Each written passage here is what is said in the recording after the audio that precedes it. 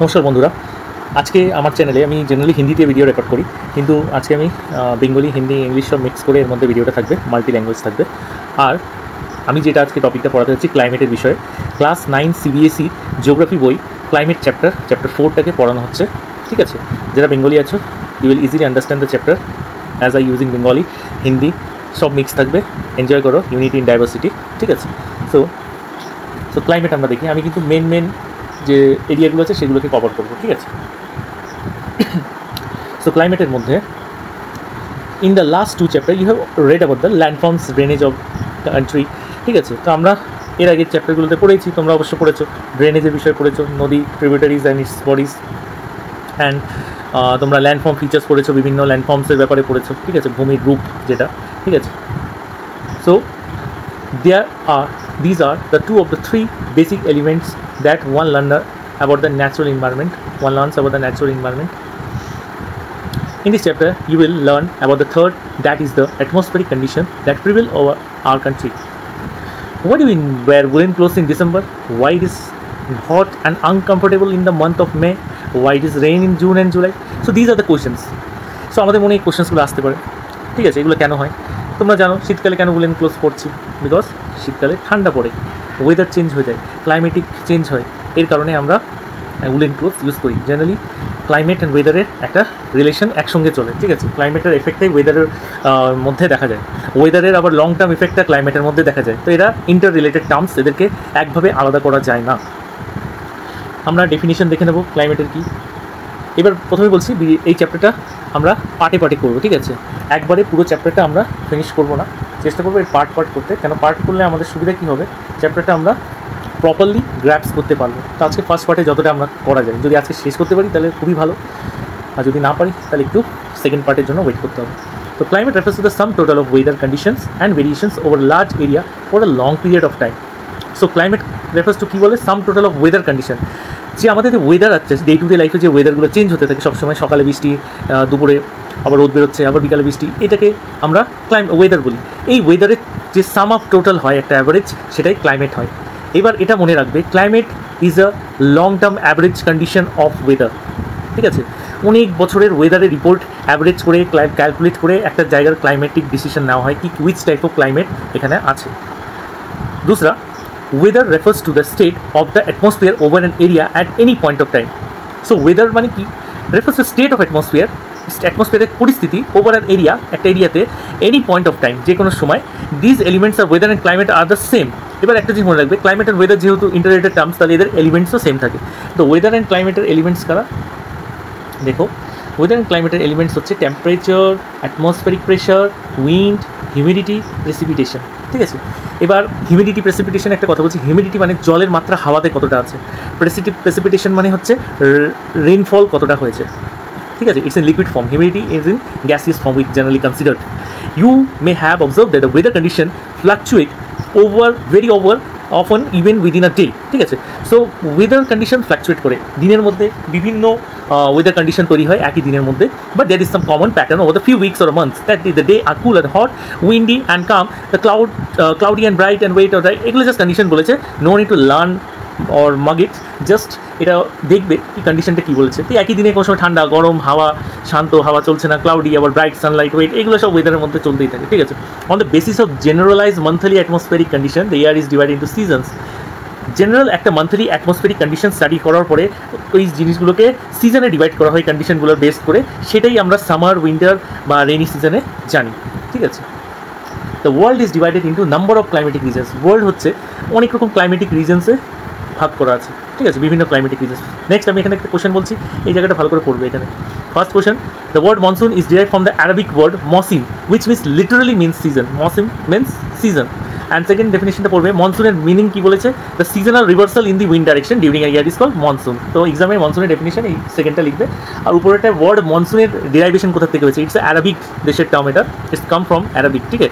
सो Arabic देश से गया है, तो अरबिक में वर्ड जो मानसून है उसका मौसम बोलते हैं। मौसम का मतलब होता है सीजन, ठीक है। अगला है, the climate of India is described as the monsoon type. So climate of India क्या है, describe as monsoon type. If someone asks you what is the type of climate India है, the monsoon type of climate, ठीक है। Sometime we call it tropical climate. In Asia, this type of climate is mainly south and southeast. Despite overall unity in the general pattern, there is a perceptible regional variations in the climatic condition within the country. Let us take a two important element, temperature and precipitation, examine how they vary from place to place and from season to season.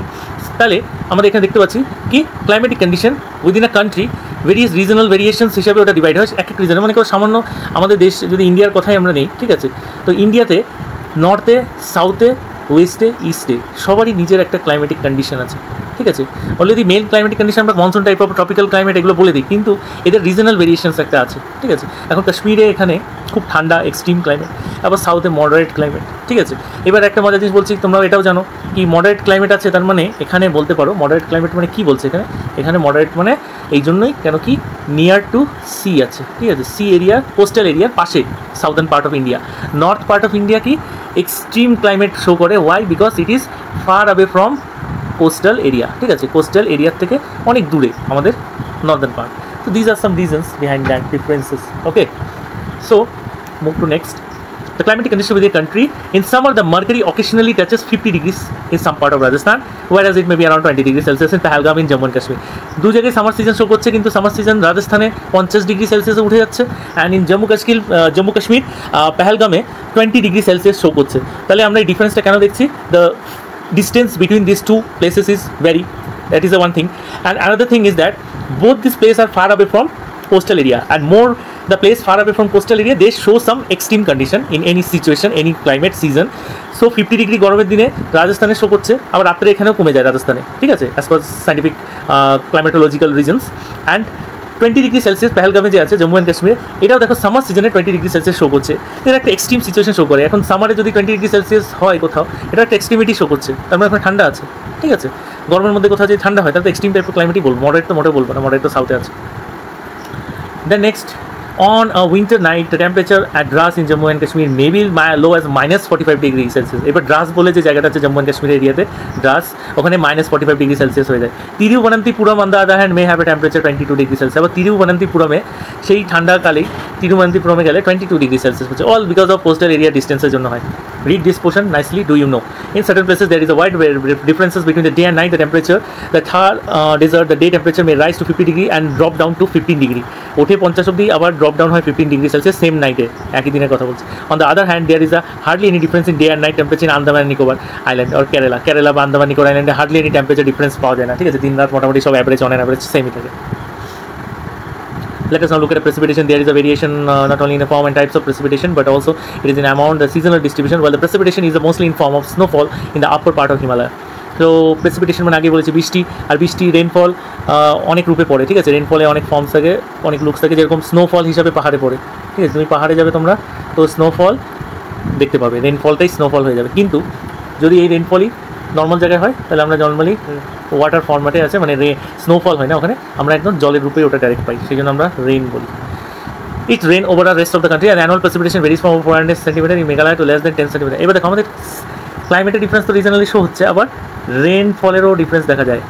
এখানে বলছে মেঘালয়াতে 400 centimetre বৃষ্টি হয় annually বলছে, কিন্তু এমনও জায়গা আছে যেরকম লাদাখ অ্যান্ড ওয়েস্টার্ন রাজস্থান, সেখানে 10 সেন্টিমিটার রেনফল হয় বছরে। একই দেশ, একই মাটি, জায়গাটা একটু রিজনাল ভেরিয়েশনের জন্য এত বড় রেনফলের ডিফারেন্স। তো এইগুলো জিওগ্রাফিক্যাল কন্ডিশন বুঝতে হবে। Got it? Move to next page. The coast gets a large portion of its rain during October and November. So coastal area get large portion of rain when October November মাসে coastal এরিয়াতে maximum বৃষ্টি দেখা যায়, ঠিক আছে। In general, coastal areas experience less contrast in the temperature conditions, seasonal contrast and more in the interior of the country. There is a decrease in the rainfall generally in the east to west in the northern plain. These variations have given rise to a variety in the lives of people in terms of food they eat and the clothes they wear and also the kind of houses they live. This is very important question for one kind of question that তোমাকে জিজ্ঞাসা করতে পারে, that কি আমাদের যে বেশভূষা, যে পোশাক কাপড় চোপড় বা আমরা যে খাওয়া দাওয়া করছি, এগুলো কিন্তু জায়গা হিসাবে চেঞ্জ হতে থাকে, ঠিক আছে। আমি যদি ওয়েস্ট বেঙ্গলে থাকি, অবশ্যই ওয়েস্ট বেঙ্গলে দেখবে ফুড হ্যাবিট কি fish and rice main food, staple food বলা হয়। কিন্তু তুমি যদি ইসে চলে যাও, কাশ্মীরে চলে যাও, ওদের মেন ফুড হ্যাবিট অবশ্যই ফিশ অ্যান্ড রাইস হবে না, ঠিক আছে। অলদো দে মাইট ইট ফিশ, ঠিক আছে, জেনারেলি পাহাড়ের লোকরা মিট প্রেফার করে জেনারেলি, আর নাটস এগুলো খায় গরম রাখার জন্য নিজেকে, ঠিক আছে। তো এগুলো আমাদেরকে নোটিস রাখতে হবে, জায়গা হিসাবে খাওয়া দাওয়া আর পোশাক পাল্টায়, ঠিক আছে। এই প্যারাগ্রাফটা নাইসলি আরেকবার তোমরাও রিড করে নেবে। দেন ক্লাইমেটিক কন্ট্রোলস। এবার আমাদের ক্লাইমেটিক কন্ট্রোলস হয় কিছু, ভেরি ইম্পর্টেন্ট টপিক এটা, ঠিক আছে। ক্লাইমেটিক কন্ট্রোলস হয় এগুলো। So climatic controls, 6 major climatic controls of any place: latitude, altitude, pressure, wind system, distance from the sea, continentally বলেছে এটা, and ocean currents and relief features. So এগুলো হচ্ছে controlling features of climate. Climate control কীভাবে হয়, মানে কি particular লোক করছে না, ন্যাচারালি ক্লাইমেট কন্ট্রোল কী কী কারণে হয় এটা আমাদেরকে দেখতে হবে। তো পয়েন্টগুলো বলেই দিয়েছে কী কী মেজর কন্ট্রোলিং ফ্যাক্টরস থাকে। Latitude, altitude, what is latitude, the latitudinal difference, ঠিক আছে। পৃথিবীতে আর্থের উপরে যে ল্যাটিটিউডস আছে, ঠিক আছে, সেই ল্যাটিটিউডগুলো যেমন 0 ডিগ্রি থেকে শুরু হয়, 15 ডিগ্রি, 30 ডিগ্রি, এগুলো, ঠিক আছে, এগুলো ল্যাটিটিউডস, এই ল্যাটিটিউডের ডিফারেন্স, ঠিক আছে। সাপোজ এইটা হলো আর্থ, মাঝখানে ইকুয়েটার। এবার যে ল্যাটিটিউডগুলো আছে, এটা যত 0 ডিগ্রির উপরে যে ল্যাটিটিউড বাড়তে থাকছে, যত উপরে যাবে তত ঠান্ডা বাড়বে, যত ইকুয়েটারের পাশে আসবে তত গরম বেশি হতে থাকবে, ঠিক আছে। So these are latitudinal variations actually they discuss, ঠিক আছে। তারপরে বলেছে অল্টিটিউড। অল্টিটিউডটা কি? হাইট। পাহাড়ের উপরে যদি উঠি আমরা, তাহলে ঠান্ডা, শুধু কোল্ড না, পাহাড়ের উপরে কোল্ডের সাথে কী থাকবে? হাই প্রেশার থাকবে। ঠান্ডা মানে কোকোকোলা না, হাই প্রেশার, ঠিক আছে।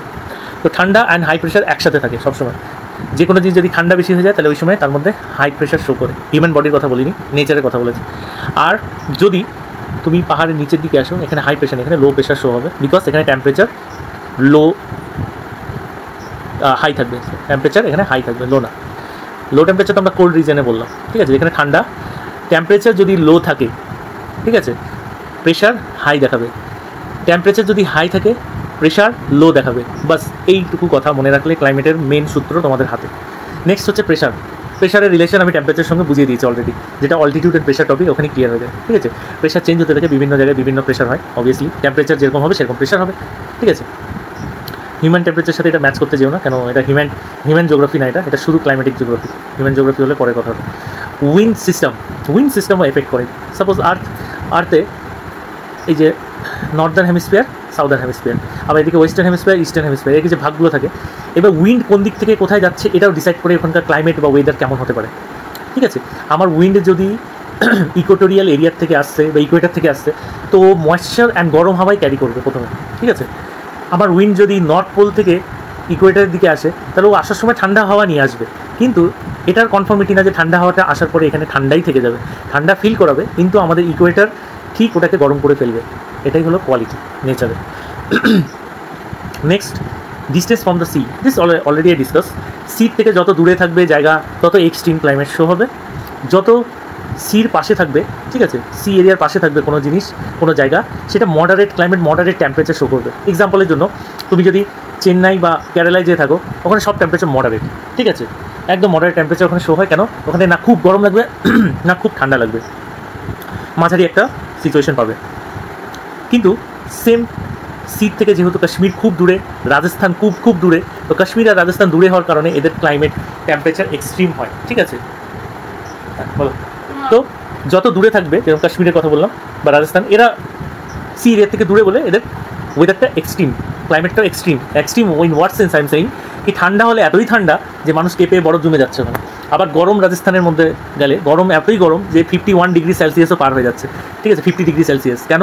বিকজ ওখানে এক্সট্রিম ক্লাইমেট হবে। এক্সট্রিম ক্লাইমেট যদি গরম হয় তাহলে গরম এক্সট্রিম হবে, যদি সেই জায়গার ক্লাইমেট ঠান্ডার অভ্যস্ত হয় এই জায়গাটা, তাহলে ঠান্ডাটা খুব বেশি হবে, অ্যাভারেজ হবে না। ওকে, understand?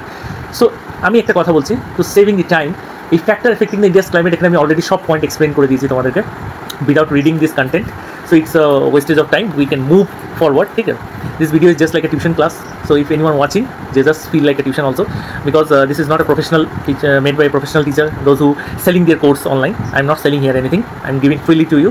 Use it, enjoy it. So I already explained pressure and wind relation, that's also okay.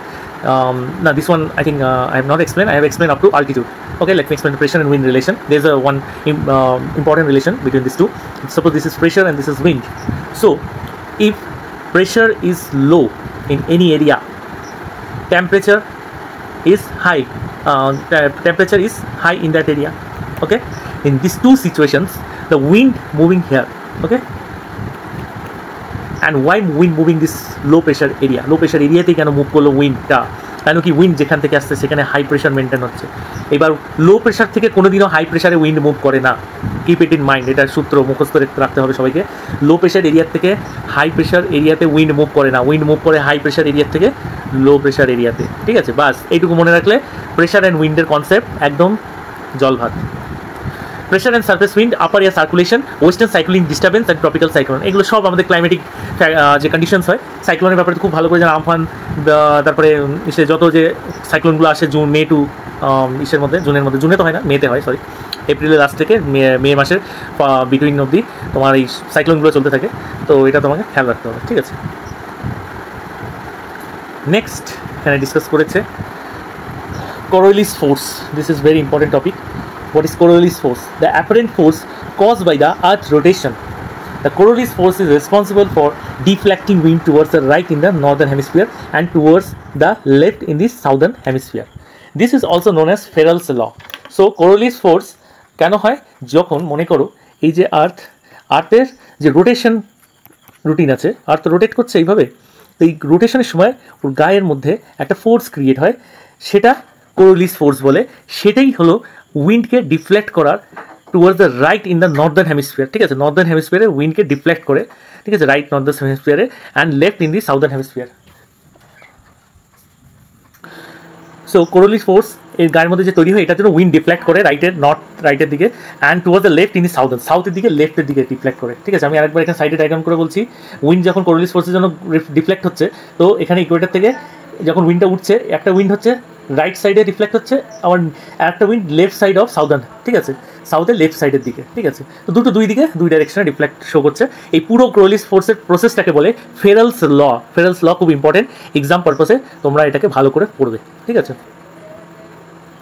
তো আজকে আমরা এই অবধি রাখলাম, শর্ট ভিডিও করে রাখলাম। এটা পাটে পাটে করবো আমরা, এটা হেল্পফুল হবে আপনাদের জন্য। ভিডিওটা কেমন লাগলো আপনারা দেখে কমেন্ট করবেন, জানাবেন, কেন কি আপনারা না জানালে আমি মোটিভেট পাবো না কি ভিডিও আরও দিই। যেহেতু এগুলো ফ্রিতে দিচ্ছে, আমার এখানে কোনো কোর্স বা কোনো কিছু অফার করা নেই এই বিষয়ে। সিবিএসই এন্ড আইসিএসসি যে ক্লাসগুলো আমি এক্সট্রা ভিডিওগুলো দেওয়া থাকে, আপনারা ভিডিও তলায় কমেন্ট করে ডিমান্ডও করতে পারেন কি sir make suppose if you want any special topic, ঠিক আছে, video, then you can demand me, okay, এই স্যার এই টপিকে আমার ভিডিও লাগবে, ডিমান্ড করতে পারে। If I able to complete that, definitely provide you, and thank you, and subscribe my channel, like and share with your friends. Thank you.